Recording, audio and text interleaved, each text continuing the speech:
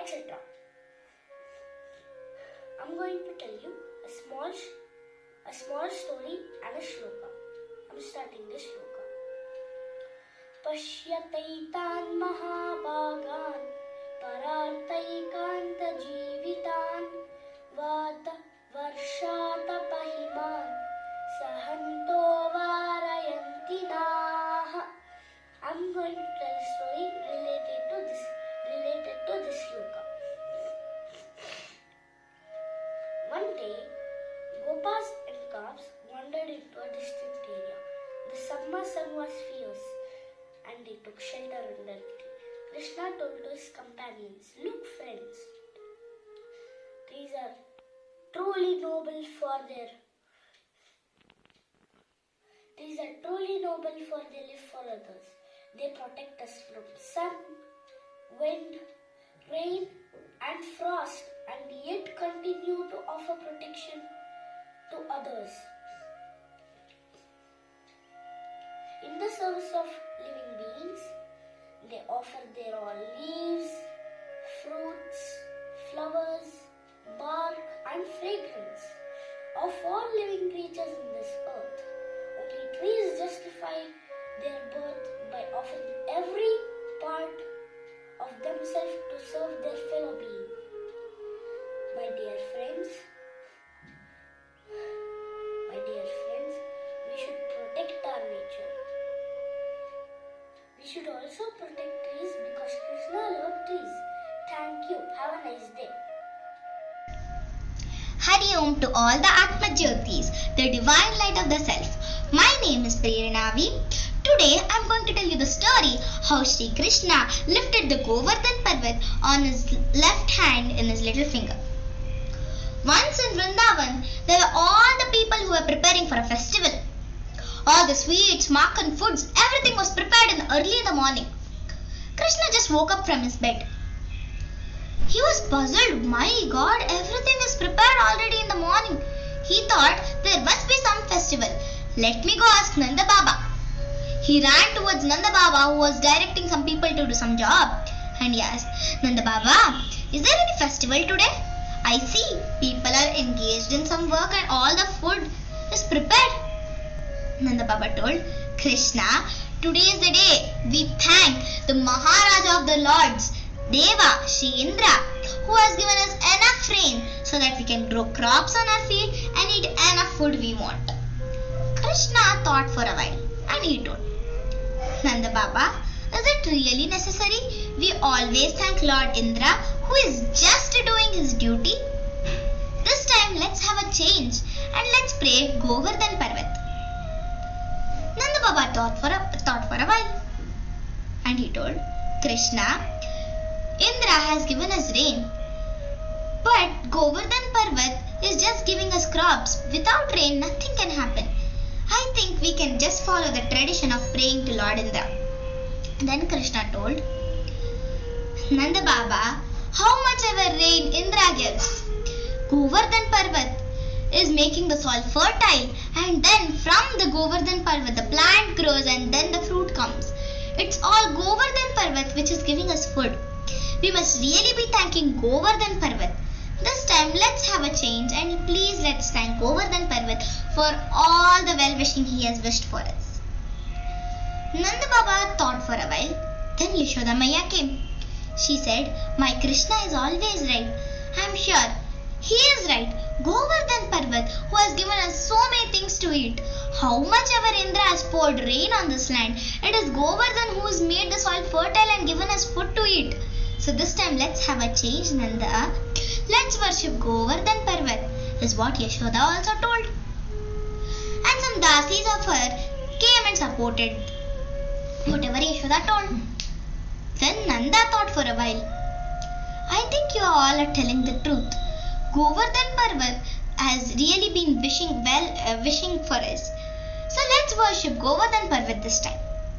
And they took all the food prepared. They went towards Govardhan Parvat and they prayed.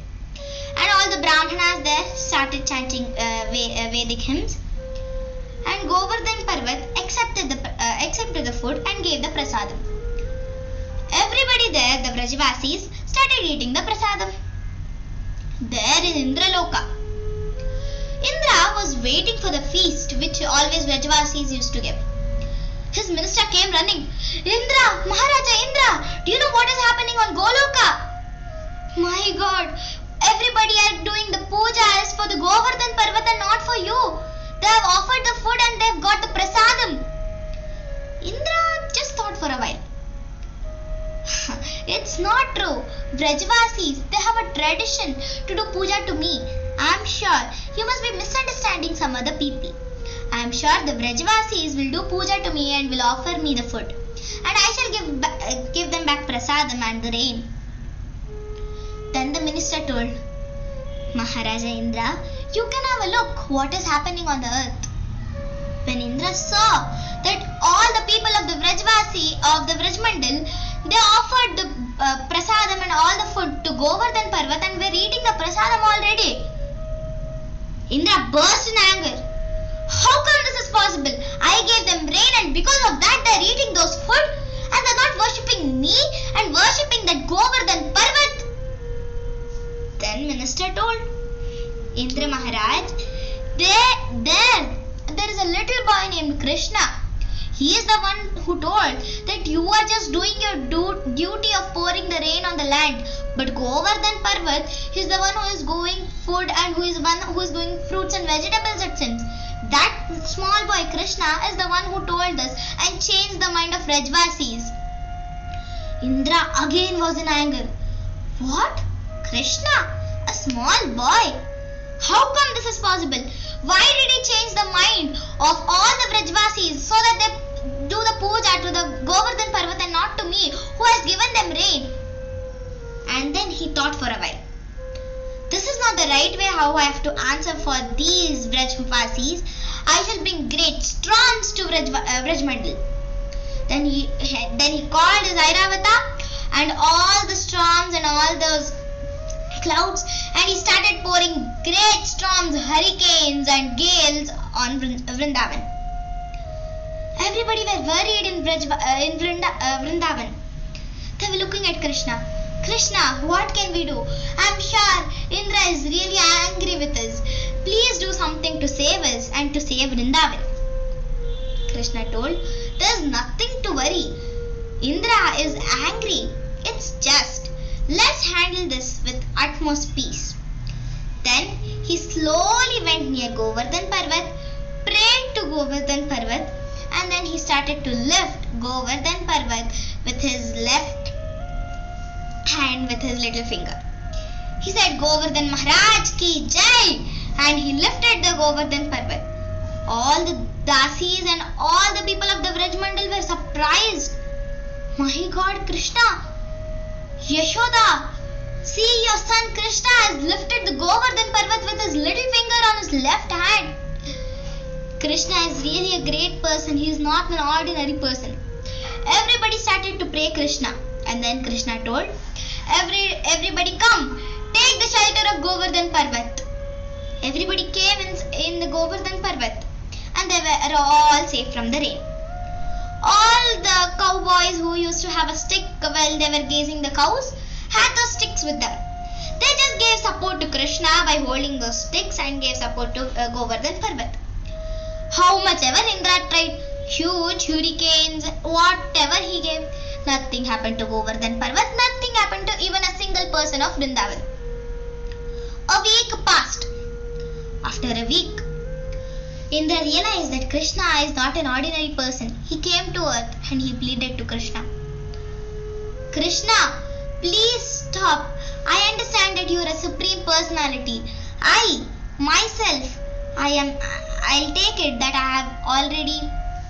that you are supremer than me. And I have lost in the battle with you.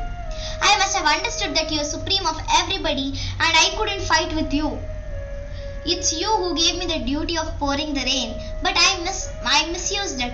I am really sorry, is what Indra told. After that, Krishna told everybody of Vrindavan, please move to your houses. But everybody was surprised. Krishna, how come can you get this Vrindavan Parvat back? Then Krishna told, It is my duty what I am doing. I'll do it. Then the Vrajavasis told, no Krishna, we'll help you with the stick. They hold the stick. Then Krishna told, okay, I shall bring back my little finger. When he just brought his little finger back, the Govardhan Parvat started to shiver and it was about to fall. Then Krishna again put his little finger back. Then the Vrajavasis understood that Krishna is supreme and what he meant. So they put their sticks down and they went back. And Krishna slowly put his little finger down and put the Govardhan Parvat back into place. Now when Krishna was coming back to his house, Indra came sitting on the Surabhi cow. He pleaded for forgiveness. Krishna, I'm really sorry. You're the supreme personality of all. I should have understood it. I just thought you were an ordinary small boy. It is my mistake. I seek forgiveness in you. Then he did Abhisheka by Airavatha with his 6 trunks and he poured the pure milk of Surabhi cow on Krishna and did the Abhisheka instructed by Lord Brahma. Then he sought forgiveness in Krishna. Krishna, he is very merciful. He forgave Indra and warned him not to do it again. So in this story we can see how Krishna gives shelter to his devotees, but if you stand against Krishna, it's surely that you will fail and you will have a punishment for it. So let's all always be with Krishna every time. Even though in the hardest situations in our life, Krishna will always hold our hand. Thank you. Hari Om. Namaste to one and all of you. My name is Kritika and I am studying in 6th grade. Today I am going to be telling you a wonderful story about Sudama and Krishna's friendship. Once in a small village there was a Gurukula named Sandipini Gurukula. There were many students including Sudama and his best friend Krishna. Krishna and Sudama were childhood friends since the beginning. They were naughty, mischievous and also good friends. As Sudama grew older, he got married to a young girl. His family got bigger and then they suffered for their livelihood. So one day his wife suggested that he should meet his best friend Krishna after a long time. He accepted that, but he was also a little bit worried because he did not want to go empty-handed. So he asked his wife to give a little something for Krishna. She searched up the kitchen and she found a little bit of poha. She wrapped it in a cloth and gave it to Sudama. After 2 days of walking, he reached Dwarka. After meeting Krishna, Krishna showed so much respect for Sudama that he washed his feet, gave him good food and also took very good care of him. After a long time, Krishna saw a small bag with Sudama. Krishna asked Sudama, can you please show me what is in that bag? Sudama was a little bit embarrassed to show it, but he had to still give it. He gave it to Krishna and when Krishna opened it, it was a little bit of poha. When he ate it, Sudama and his family were blessed with a new house, land, wealth and good livelihood. After eating the poha, Krishna also said that it was really tasty. Now it was time for Sudama to leave back to his village. He told goodbye to Krishna after meeting him and he left for his journey. After reaching his village, he was searching for his house. He could not search for his house, so he started asking everybody where is his house. Later, he saw his wife from the window. He went inside and asked his wife, what is all of this magic? His wife told that when you were at Dwarka, Krishna blessed us with a new house, land and also good livelihood. Sudama and his wife were really thankful and blessed. They thanked Krishna for helping them. That is the story of Krishna and Sudama. Thank you. Hi, I am Savita Narendran. Today I am going to tell you the story of the Sudarshana Chakra. We all know that the Sudarshana Chakra is the divine weapon of Lord Vishnu. According to the Linga Purana, Lord Shiva gave this powerful weapon to Lord Vishnu as a boon. Let's see how. As always, the Devas and Asuras were in a war. But the Asuras had the power to heal themselves. The Devas were almost helpless. So they approached Lord Vishnu. Lord Vishnu decided to fight the Asuras himself. He fought them for maybe an eternity, but in vain. All his efforts were futile. So he decided to go to the Himalayas and ask Lord Shiva for help. He went to the Himalayas but found Lord Shiva in deep penance. He knew disturbing Lord Shiva meant chaos. So he decided to wake him up through devotional means. He kept chanting Lord Shiva's name and offered him lots of flowers. Finally, after many years, Lord Shiva woke up from that state of trance. Vishnu's joy knew no bounds. He decided to pray more and offered Lord Shiva 1000 lotus flowers. He ran, gathered 1000 lotus flowers and offered it to the Lord. Lord Shiva was very pleased but wanted to test Lord Vishnu's devotion. He picked up a flower and hid it away. Now, while praying, Lord Vishnu noticed that one flower was missing. There were only 999 flowers. Now, he had to go and get another. But instead of doing so, he plucked out his eye and offered it to the Lord. Lord Shiva was very, very pleased and delighted. He granted Lord Vishnu a boon. Lord Vishnu requested Lord Shiva for a weapon which was powerful enough to destroy all the Asuras. Lord Shiva gave the Sudarshana Chakra, which was so helpful to Lord Vishnu, to conquer all his enemies. Now, let us understand the power of the Sudarshana Chakra. The Sudarshana Chakra is believed to be controlled by the mind. It has 108 serrated edges and spins more than 1,000,000 times a second. Another interesting aspect is the size. It can turn so small that it can be kept on the tip of a tulsi leaf. And it can turn so big that it can cover the whole universe. Now, let us refer some places where Lord Vishnu used the Sudarshana Chakra.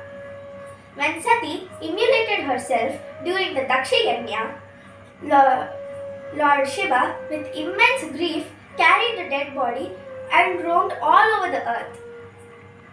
Lord Vishnu was very compassionate. He used the Sudarshana Chakra to cut the dead body into 54 pieces. The pieces which fell on the earth became Shaktipitas. Lord Vishnu, in the form of Mohini, used the Sudarshana Chakra to separate the Asura into Rahu and Ketu. When Shishupala exceeded 100 sins, Lord Krishna used the Sudarshana Chakra to kill him. On the 14th day of the Mahabharata, Lord Krishna used the Sudarshana Chakra to cover the sun so that Arjuna could kill Jayadratha. Friends, I hope you enjoyed listening to the great prowess of the Sudarshana Chakra. On this Janmashtami, I hope Lord Sri Krishna blesses you with peace, abundance and great health. Jai Sri Krishna. Hari Om. Hari Om to all of you. My name is Harisha. Today I am going to tell the story of Sri Krishna and Trivakra. Sri Krishna and Balrama were walking in the streets of Mathura. They were surprised of the space because they come from the village Gokula. This was a new place for them. Everyone tried to make a fool of them, but they were intelligent and they made a fool of the one who teased them. This news spread like wildfire across the village. They thought, the village clothes we have is nothing compared to the rich clothes of the festival, and they went to the royal dressmaker shop. The royal dressmaker was known for his meanness. He could afford to be mean. Nobody even dared to touch him. Krishna and Balrama asked the dressmaker for a pair of clothes till the festival is over. But the dressmaker told, "How dare you ask me for a pair of clothes? I'm the royal dressmaker." And he started to charge at them angrily. But Krishna took him out with just one blow. This news spread farther than any other news in the village. There's also a woman in this village. Her name was Malini.